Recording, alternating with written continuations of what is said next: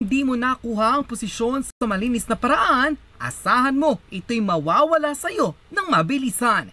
In just less than a week, mukhang maugong agad ang bali-balitang mapapatalsik ora mismo bilang chairman ng Blue Ribbon Committee ng Senado ang senador na si Pin Lacson at mababalik ito sa kamay at pamamahala ni Senador Rodante Marcoleta. Ito ang breaking news ngayong araw ng Linggo, September 14, 2025. Ilang araw matapos ang naging komisyon sa Senado nang mabuking si Soto na pinayagan di umano nitong mapunta sa PNP custody ang former DPWH engineer na si Bryce Hernandez dahil lamang raw sa kagustuhan ni House Speaker Martin Romualdez. Ilang oras ang nakalipas sa naging plenary session, inireklamo ni Senator Rodante Marcoleta ang tila hindi raw pagpaalam ni Soto sa kustodiya ng nooy Blue Ribbon Committee Chairman at ayon sa kanya, tila kabastusan raw ang ginawa na ito ng bagong leader ng Senado. Dahilan din ito para tila magkaroon ng pagpapasya ang ilang mga senador at tila maugong ang usap-usapan na dahil sa ginawa ni Soto, papalitan na siya ni Cayetano. Agad na nag-trending sa iba't ibang social networking site ang balitang ito at ang mas nakakagulat pa raw rito matapos ang balitang magkakaroon ng kudita muli sa Senado, mukhang mababaligtad ang sitwasyon ni na Marcoleta at Lacson. Ayon sa ilang mga developing report, oras na mapakasakamay ni Senator Alan Peter Cayetano ang liderato ng Senado, maibabalik kay Marcoleta ang pamumuno sa Senate Blue Ribbon Committee. Ayon sa ilang mga legal expert at political insiders, sa unang pagkakataon pa lamang dapat ay tila pamumunuan ng isang veteranong abogado ang Senado upang mapanatili nito ang integridad at pagiging independent ng institusyon. Gayon din daw ang pagiging leader ng Senate Blue Ribbon Committee kung saan masusi dapat ang pag-iimbestiga sa mga tao at government official na sangkot sa anomalya. Magagawa lamang raw ito ng isang abogado at hindi ng dating pulis na nasangkot sa kontrobersya at iskandalo. Ayon mismo sa comment post ng isang netizen online. So if Senator Alan Cayetano will be the next Senate President, does it mean that Senator Marcoleta will be the Blue Ribbon Committee Chairperson again? Like in less than a week, babalik na siya bilang head of the investigation team. We, the Filipino people, are really happy dahil kasama yan sa mga prayers namin. In the first place, unfair kasi ang nangyari na matanggal siya. Pinuntirya si Senator Marcoleta, kaya naalis siya. Pero the destiny make its own ways to reverse the injustice removal of Senator Marcoleta in the Blue Ribbon. Kahit ang tadhana, alam na pinagtutulungan siya, kaya ayan, mukhang babalik na siya ulit. I'll agree if this will happen instantly dahil wala tayong aasahan kay Lacson. Puro blind item lang naman ang alam niyan. Ni hindi niya nga pinangalanan ang 67 na congressman na tinutukoy niya. But under Senator Marcoleta's leadership, napangalanan niya. So thank you for everything. At least mapapanatag tayo na oras maupo si Senator Marcoleta sa Blue Ribbon, alam natin na ang hawak ng investigasyon ay abogadong magiling, hindi yung pulis na nasangkot sa koratong baliling. Unquote. Narito at panoorin ang full report kung saan matapos ang bali-balitang tila makukudita mulit si Senator Tito Soto at papalitan ito bilang Senate President ni Alan Cayetano. Senator Rodante Marcoleta posibleng bumalik bilang chairman ng Blue Ribbon Committee at mapatalsik sa kanyang kinauupuan ang senador na si Panfilo Lacson. Senator Rodante Marcoleta, inilahad sa publiko ang totoong nangyari sa una, ikalawa at ikatlong paghihiring ng Senate Blue Ribbon Committee. Narito't panoorin ang full revelation.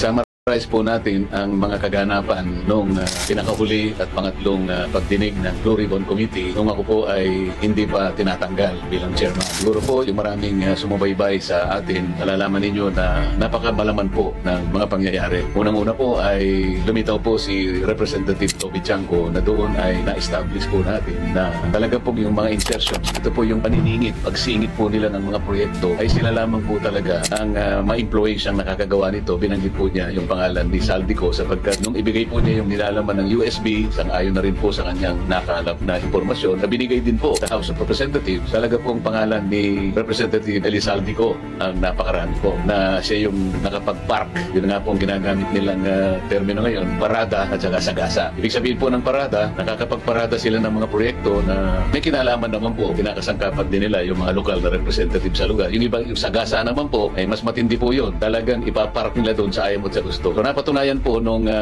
yan ay tinindigan po ng gobernador ng Mindoro Oriental kung saan bali nagsanib po yung pagpapatotoo ni Representative Toby Chanco at saka si Gobernador Dolor ng Mindoro Oriental. Pagkatapos po niyan ay lumitaw po yung pagtatapat ng dalawang mag-asawa, itong mag-asawang Curly at Sara Diskaya. At yan naman po ay naging daan yung offer natin nung pangalawang pagdinig na kung saan po ay pinload natin yung idea na kung gusto po ninyong magtapat, tulungan na po ninyo kami para mas madali po ang aming trabaho at makakaasa po kayo na sa ilalim po ng Witness Protection Program. Kung inaakala po ninyong makakatulong kayo, may bibigay namin yung parang provisional immunity. Sa mga tweet sila po ay kumagat doon at bago nga po nila ginawa yun ay sumulat sila sa akin para lang patunayan na gusto nila talaga na magsabi na ng totoo. Ganun po yung nangyari.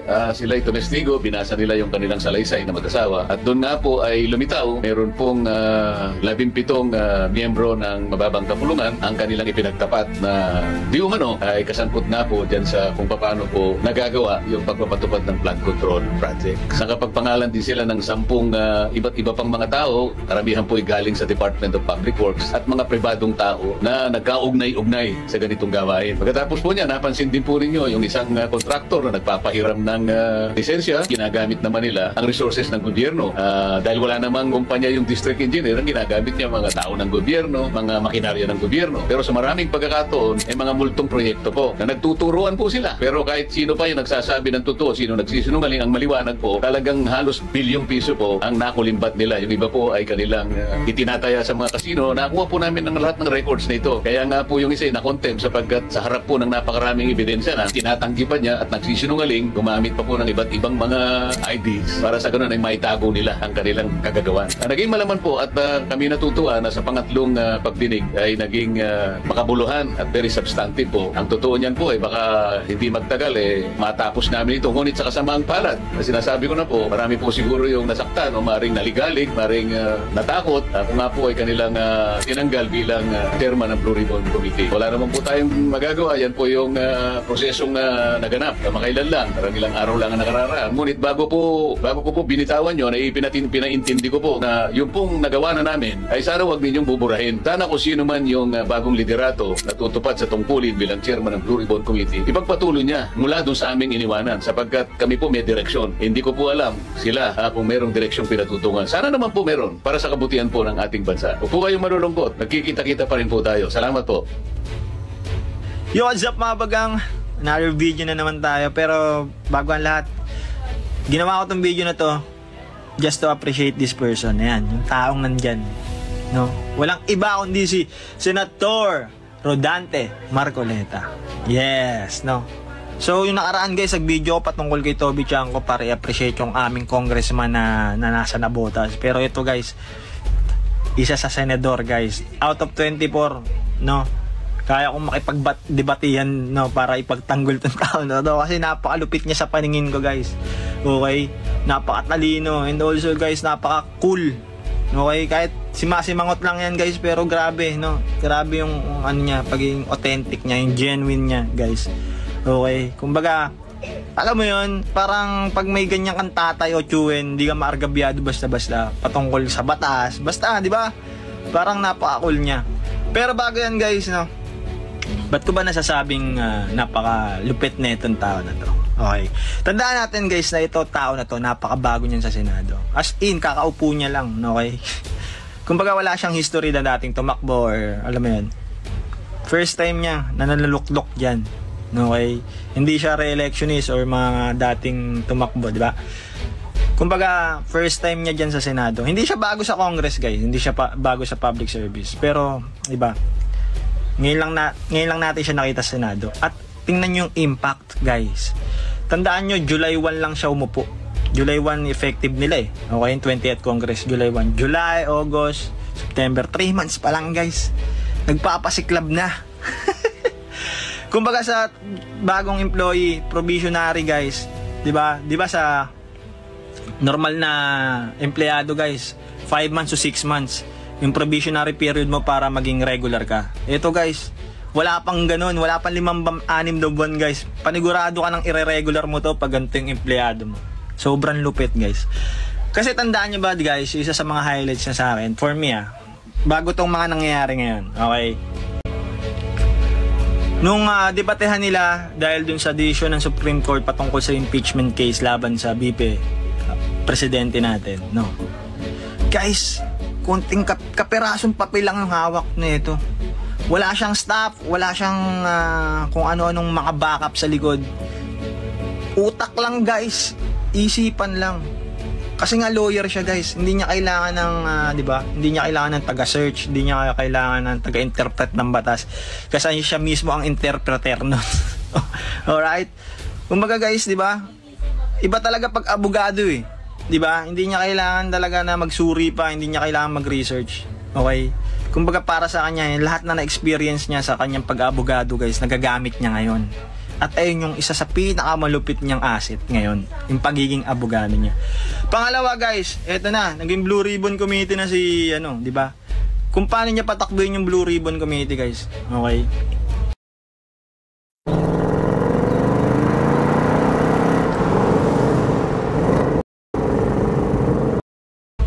Napakul lang din. Okay? Hindi masyadong seryoso, pero seryoso usapan, syempre. Pero light lang talaga, as in. Hindi masyadong mainit, hindi naninindak, di ba? Kumbaga, pag may nagsasabi na yung mga kasamahan niya ng cite in contempt na natin to, pinagbibigyan niya pa rin yung mga witnesses, pinagbibigyan niya pa rin yung mga research person, alright?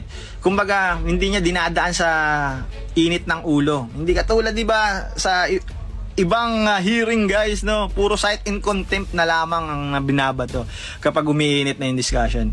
Pero sa kanya, guys, kung mapanonoorin nyo, di ba? May nag-motion na cite in contempt na natin tong si Bryce Fernandez. Okay, yung isa sa assistant district engineer. Pero sabi ni Marcoleta, guys, no? Pinagbibigyan kita kasi gusto na mga kasama kong i-cite in contempt ka, magsabi ka lang ng totoo. Okay?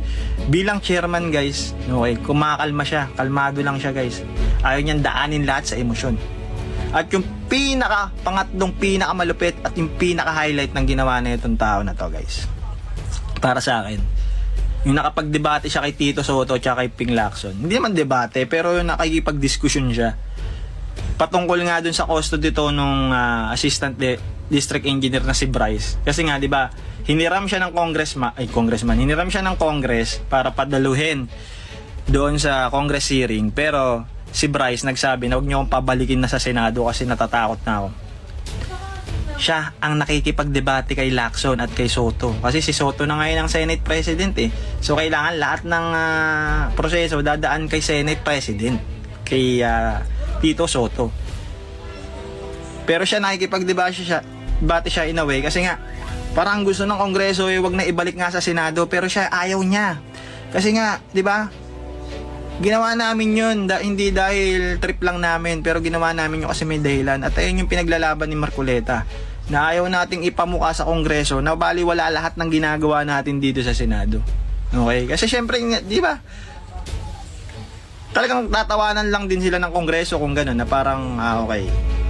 Pag yung Kongreso nagsabi, parang hindi na hayaan na lang ng Senado, ganun ba yung gusto niyon. Kaya ayaw nun ni Marcoleta, kaya pinaglalaban niya yun. Pero 'di ba, kahit papaano is nakikitaan natin na talagang papalag naman talaga to si Marcoleta kahit anong debate. Alright? Kaya shoutout sa iyo, Senador, na pagpatuloy mo lang yan. Okay? Kahit sino banggain mo, Senador, kahit kaalyado mo, basta alam mong mali, suportahan ka namin. Okay? Kasi ngayon, kailangan, sa mga nangyayari ngayon, ilan na lang talaga yung alam mong sa tingin mo mararamdaman mong matino eh. Okay? Yung iba mapagpanggap lang dahil, di ba, naghahanda sa election. Yung iba nagpapanggap lang para simpatya ng tao. And then may another agenda pala sa buhay. Kundi, alam mo yun, yung, di ba, mabulaklak lang. Pero, si Rodante Marcoleta nakikitaan ko naman siya ng uniqueness, ng genuineness, ano ba? Authentic siya guys sa kanyang mga sinasabi, no? At highlights na nga rin din yung sinabi niya kay Jinggoy na safe ka na, tapos biglang hindi safe. Pero shoutout pa rin guys, okay? Hindi din man ako nauhook sa mga ganon kasi alam ko na biruan lang nila yon, and at the same time, nung nangyari kay Jinggoy, no? Hindi pa rin naman ako naniniwalang may kinalaman nga. Gawa ng, alam mo yun, hindi natin alam kung sino nagsasabi ng totoo eh. Pero antayin na natin yung mga investigasyon na yan. Okay? So shoutout ulit sa'yo, Senator. Isang malaking big salute.